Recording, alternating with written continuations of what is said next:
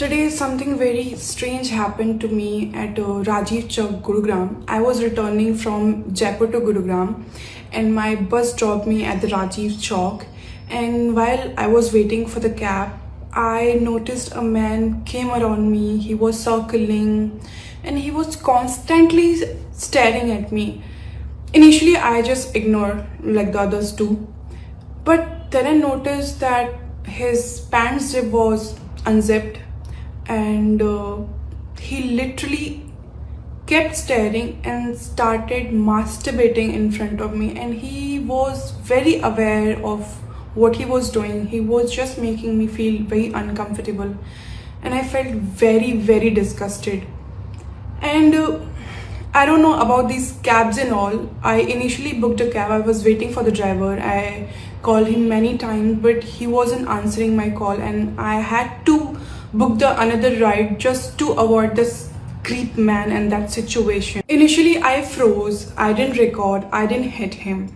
And people say you could have taken some actions, you could have hit him or maybe shouted at him, but they don't understand what really goes through that girl's mind in that moment. And reactions go viral faster than the real truth, and people really judge, they don't help. And I really don't want it to be that next viral video girl. I just wanted to be safe. So as soon as my cab arrived, I reached home. I tweeted everything. I posted the video on the Twitter, and I tagged Gurugram police, government, and the women helpline.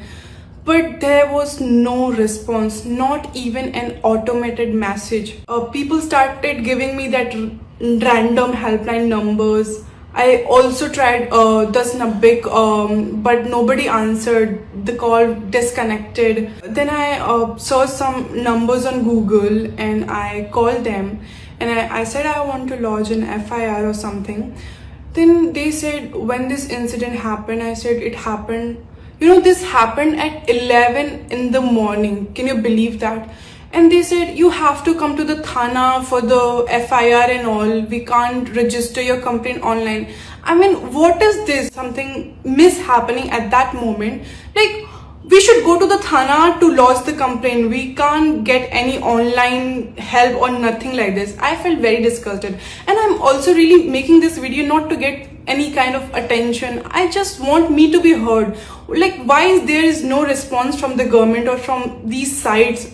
And I also don't know about these apps that promise us to provide safety, that Ola and Uber.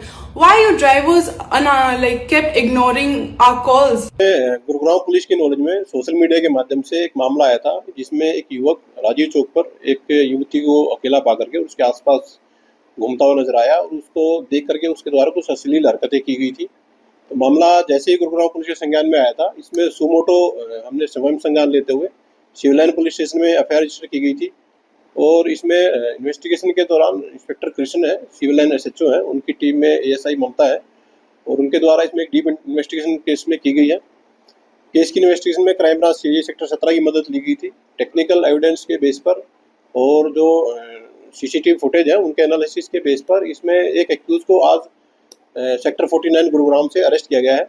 Arrest किया गया जो accused है उसकी पहचान अभिलाष के रूप में हुई है, जो कि 32 ईयर ओल्ड एक पर्सन है, और ये बेसिकली स्थायी रूप से करनाल का रहने वाला है। फिलहाल गुरुग्राम में पिछले करीब 1 साल से ये सेक्टर 11 के एरिया में किराए पर रहता है।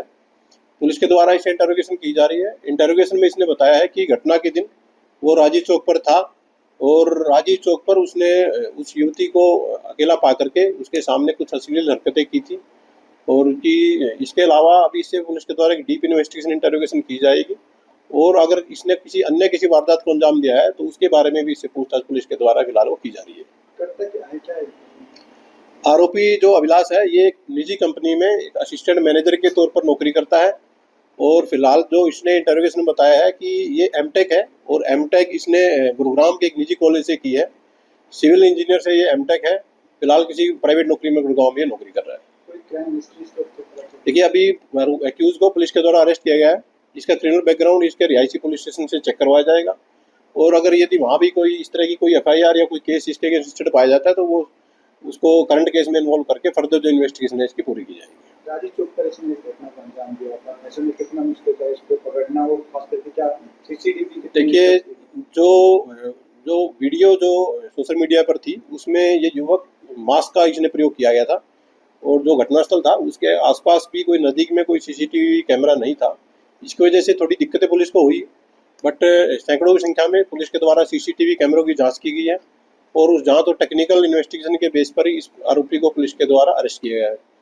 इसके अलावा एक और मैं आप लोगों के माध्यम से लोगों से अपील करना चाहूँगा कि आप लोगों को जब भी किसी भी सिचुएशन में अगर पुलिस की कोई हेल्प की ज़रूरत होती है तो 112 नंबर आप डायल करिए। 112 नंबर डायल करने के बाद 7 से 8 मिनट जो गुड़गांव पुलिस का एक टाइम है, जो नॉर्मल टाइम है, 7 से 8 मिनट के अंदर अंदर गुड़गांव पुलिस की कोई ना कोई ईआरवी या राइडर आपके पास होगी। तो अगर भविष्य में किसी को भी किसी भी इमरजेंसी की सिचुएशन में पुलिस की कोई हेल्प की जरूरत होती है तो 112 नंबर डायल करें। छुपा काम हुआ था, कहाँ से गिरफ्तार हुआ? अभी एक्यूज से इस मामले में एक डीप इंटरोगेशन की जाएगी। एक्यूज को आज ही सेक्टर 49 गुरुग्राम से अरेस्ट किया गया है। ये इस घटना को अंजाम देने के बाद कहाँ था या कहाँ छुपा हुआ था उसके बारे में इससे पूछताछ की जाएगी और पूछताछ में जैसे भी तथ्य ये पुलिस को बताएगा उसके अकॉर्डिंग फर्दर कार्रवाई इसमें की जाएगी।